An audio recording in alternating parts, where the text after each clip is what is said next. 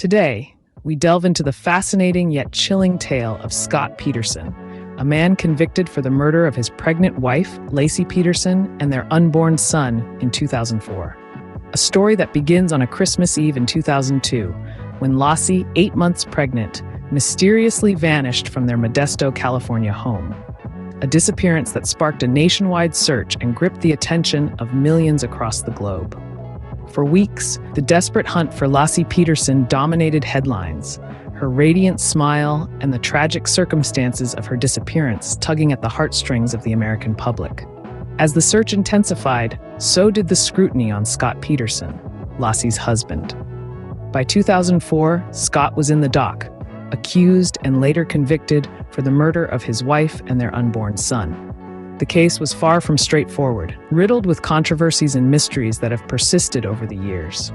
From questions about Scott's behavior to potential sightings of Lacey after her supposed murder, this case has been a hotbed of speculation and intrigue. The conviction was based on circumstantial evidence, and the absence of a definitive murder weapon or eyewitnesses left many unsatisfied. Over the years, this story has been dissected, discussed, and debated in countless documentaries, news segments, and crime analysis shows. Despite the conviction, the case has remained a source of fascination, a puzzle with missing pieces that have kept armchair detectives and true crime enthusiasts captivated.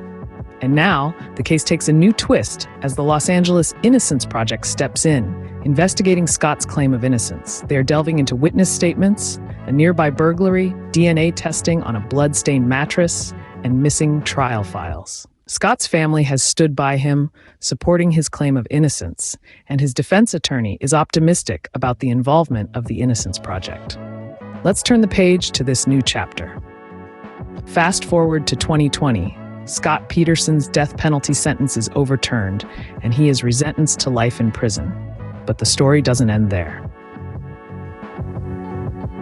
Enter the Innocence Project, a beacon of hope for convicts proclaiming their innocence.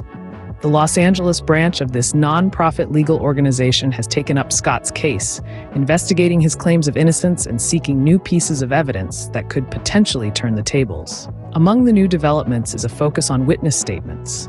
The Innocence Project is re-examining these accounts, casting a fresh eye over the details that may have been overlooked or dismissed. Intriguingly, they are also investigating a burglary that occurred near the Petersons' home. Could this event, seemingly unrelated, hold a key to the puzzle? The Innocence Project is determined to explore every avenue. Then there's the DNA testing on a blood-stained mattress. With advancements in forensic science, it's possible that this old piece of evidence could yield new insights. Could it support Scott's claim of innocence? Only time will tell. And let's not forget about the missing trial files. Their absence has raised eyebrows and questions about the original investigation. What could they contain that might alter the course of Scott's fate? Throughout this ordeal, Scott's family has remained steadfast in their support. They maintain his innocence, their faith unwavering despite the years and the weight of the conviction. Their perseverance provides a potent undercurrent to this ongoing saga. With the Innocence Project on board, there's a glimmer of hope for Scott Peterson. But will this new evidence hold up in court? That's the question on everyone's mind. As the Innocence Project investigates, the potential impact of this new evidence is immense. Imagine, for a moment, the doors of the courtroom swinging open once more. The Scott Peterson case, revisited, dissected with fresh eyes and new tools. The possibility of a different outcome for Scott Peterson is more real than ever. If the new evidence stands up to scrutiny, if it casts a substantial doubt on the original verdict, Scott could walk free. But the ripple effect extends far beyond his personal fate. This case has been etched into public consciousness, and any shift in its narrative is bound to stir up a storm of reactions. Some may see it as a triumph of justice, others as a worrying sign of its fallibility.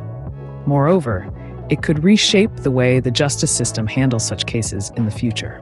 It could prompt a re-examination of past convictions, a reassessment of the balance between certainty and doubt.